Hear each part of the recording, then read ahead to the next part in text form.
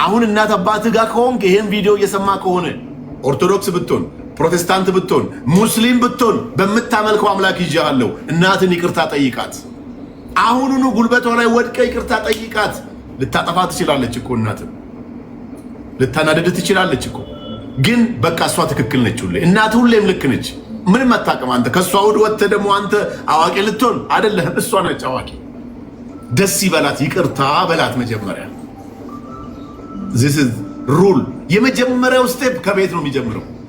የ2020 ወርቃማው ዘመን ለመቀላቀል ከፈለጋችሁ የ2020 ወርቃማው ዘመን የሚቀላቀሉ ሰዎች እናታቸውን ይቅርታ ጠይቀው ነው ወደ ደጅ የሚወጡት። አሁን ቤት ውስጥ ነህ፣ አትውጣብኝ ከቤት ገና ነህ። እናትህን፣ አባትህን፣ ታላቅህን ቤት ውስጥ ያሉትን ጉዳዮች መጀመሪያ አርግባቸው። የሚያኮርፍ ታላቅ ካለ፣ የምታኮርፍህ እናት ካለች፣ የሚያኮርፍህ አባት ቤት ውስጥ ካለ ከቤት ስትወጣ ስኬት የሚባል ነገር የለም። ቤት ውስጥ ያለውን መጀመሪያ ጨርስ። ሩል ነምበር 1 አየህንን። ይሄ ትልቁ ነገር እዚህ ጋር ነው ያለው። በቃ እናት ጋር ነው ያለው። ማሚን አንተ ታጥፋ ትበድል ምንም ነገር ታድርግ፣ እሷ ግን ካንተ በላይ ትክክል ነች። ንጉስህ ነች። አባትህ ንጉስህ ነው ወንድሜ። እናትህ ንግስትህ ነች። ከሷ በላይ በዚህ ምድር ላይ ምንም ነገር የለም። ጀመርክ፣ አሁን ከቤት ጀመርክ ማለት ነው። ታላቅን ይቅርታ ጠይቀሃል። እናት አባትን ይቅርታ ጠይቀሃል። አሁን በር ከፍተህ ስትወጣ ማሰብ ያለብህ 2020 ነው። በቃ 2020 ወርቃማውን ዘመን እንዴት አድርጌ ልቀላቀል ነው የምትለው። የ2020 ወርቃማው ዘመን የመጀመሪያው ፖይንት ከቤት ጨርሰሃል። ሁለተኛው ምንድነው? ቤቱ ውጪ ስትወጣ በ2020 2 ዓመት አለኝ። ይሄን 2 ዓመት ምንድነው የምሰራው? የመጀመሪያውን ለምሳሌ 24 ወራት ናቸው። ይሄን 4ቱን ወር በእቅድ አይምሮህን አብሰልስለው፣ አይምሮህን አስጨንቀውልህ። 4 ወር በጣም በቂ ነው ወንድሞቼ። ምንድነው የምሰራው? 4 ወር 20 ወር አለ ገና። አትቸኩል። በችኮላ የሚመጣ ነገር ምንም ነገር የለም። 4ቱን ወር ዝም ብለህ አስብ። 4ቱን ወር እቅድ አውጣ፣ ፕላን አድርግ። በአንድ ፌርማታ ወደ አንድ ፌርማታ ታክሲ ተሳፍረህ ሂድ። ምንድነው እዚህ ሰፈር የጎደለው? ምንድነው እኔ ባመጣና ምሰራው? ኦኬ ይሄን መስራት ይችላል ብለህ ስታስብ ካፒታል ከየት ላምጣ ነው የሚመጣው። አሁን እኮ ባዶ ነህ፣ ዜሮ ነህ፣ ምንም ነገር የለም። ኪስ ውስጥ ትራንስፖርት ብቻ ነው ያለ። 50 ብር 100 ብር ነው ካፒታል እጅ ላይ ያለው። ስቴፑን ስማኝ። ስቴፕ ነምበር 1 እናት አባትህን ቤት ውስጥ ጨርሰሃል፣ ይቅርታ ብለሃል፣ ፊት አይምሮ ሁሉ ነገር ሰላም ፈጥረሃል። ውጪ ወጥተሃል፣ 4 ወር ጥናት አድርገሃል። በቃ ይሄን ስራ ልስራ፣ 100 ሺህ ብር ነው የሚያስፈልገኝ። ኦኬ ይሄን 100 ሺህ ብር ከየት ላምጣ? እናት አባቴ ደሃ ናቸው፣ ወንድሞቼ ደሃ ናቸው፣ ጋራንቲ የለኝም። ምንድነው ማድረግ ያለብኝ? አሁን እዚህ ጋር ነው ጫውታው የሚጀምረው። ገባ? እዚህ ጋር ነው እኔን የምትፈልገኝ። በውስጥ መስመርም ላይቭ ላይም ገብተህ ፐርፌክት የሆነ እቅድ ይዣለሁ እጄ ላይ 100 ሺህ ብር ነው የምፈልገው፣ 200 ሺህ ነው የምፈልገው፣ እንዴት አድርጌ ላምጣው ብለህ ጠይቀኝ። እያንዳንዱን ህዝብ እየሰማ እነግርሃለሁ። በጣም ቀላል መንገድ። እንደ ድሮ ወንድሞቼ ድካም የለውም የዚህ ዘመን ብር ማግኘት። ግን ድካም የለውም ስልህ ህጋዊ የሆነ ነገር ሰርተህ ነው። አጭበርብረህ ወንጀል ሰርተህ ግን አይደለም። ከዛ በኋላ እንግዲህ ምንድነው ይሄን 4 ወር ማብሰልሰያ ዘመን ማስተካከያ። ይኸው 50 ሺህ ብር ነው የምፈልገው የሚል ኮሜንት ሁሉ እያየሁ ነው። የ50 ሺህ ብር እቅድ ኑሮ 50 ሺህ ብር አተ ስራ እየሰራ ካልሆነ ጅል ነህ አንተ ወንድሜ። አጠገብህ ነው ያለው ብሩ። እያንዳንዱ ባንክ ከ5 ሺህ ብር ጀምሮ ማበደር ጀምሯል።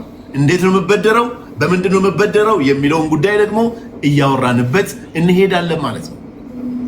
ከዚህ በኋላ የኛ እቅድ ወርቃማውን 2020 የሚቀላቀሉ ሰዎች በትንሹ ከ500 እስከ 1 ሚሊዮን ሰዎችን አይምሯቸው ጋር እንደርሳለን ብለን እናስባለን።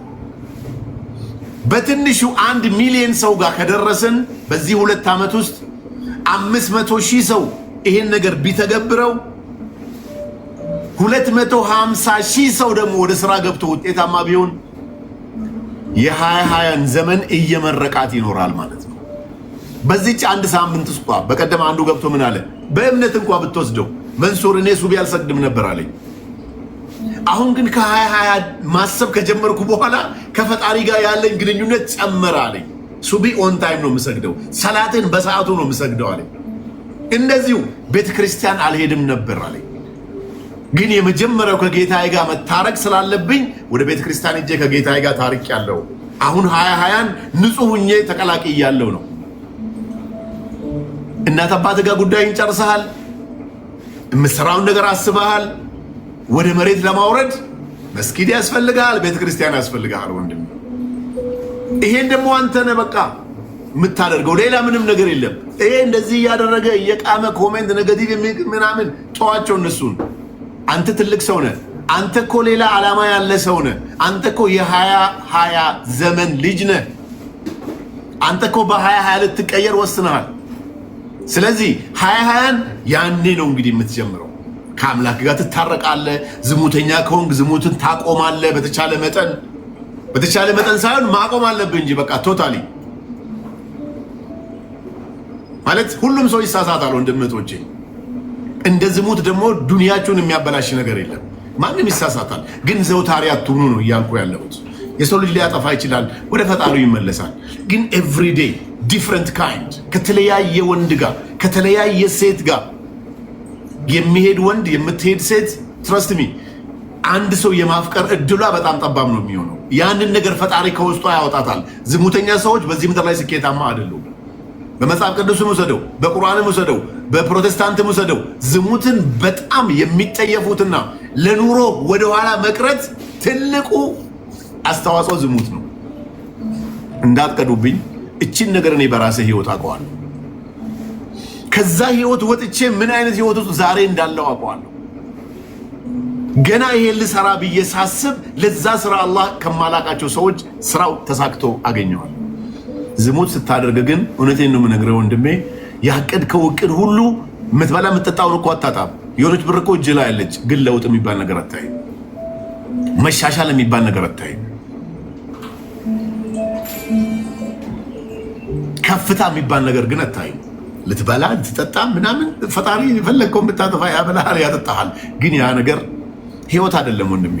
ለሰው መትረፍ መቻል አለብህ። ከአንተም ተርፈ ለሰው መትረፍ መቻል አለብህ። ወላሂ ኒካህ እንደማድረግ ሰላም የሚሰጥ ነገር የለም። በብዙ መልኩ አውቀዋለሁ። በብዙ መልኩ በኔም ላይ በጓደኞቼም ላይ በሰዎችም ላይ እከለከለ ማለላችሁ በጣም ቶፕ ቢሊዮነር ተብለው ህይወታቸውን እዚህ ውስጥ አድርገው ዛሬ ግን ህይወታቸው ምዝረብል የሆኑ ሰዎችን አውቃለሁ። ከዜሮ ወደ ሂሮ ፈጣሪ ቀይሯቸው አላህ ብር ስለሰጣቸው ብቻ 4-5 ሴት እዚህ ጋር አስቀምጠው ውስኪ እየጠጡ በየቀኑ ዱርዬነት ከተለያየ ሴት ጋር እየማገጡ at the end of the time ትዳር አላቸው። ቤታቸው ማያከብሩ ወንዶች at the end of the time ወላሂ ነው የምነግራችሁ። ጁማ ነው ዛሬ 10 ሰው ስም ጥራ ብትለኝ 10 ልጠራልህ ይችላሉ፣ ግን አላረገውም የሰው ፕራይቬሲ ስለሆነ። ዛሬ ያሉበት ህይወት ግን በባንክ ንብረታቸው እየተወሰደባቸው ነው።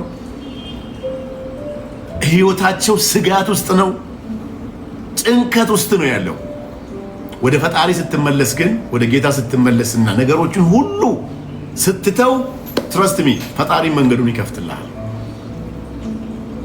ፈጣሪም ነገሮችን ያስተካክልልሃል። ስለዚህ የመጀመሪያው ስቴፕ እናት አባት ጋር ነው የሚቀረው ብያችኋለሁ።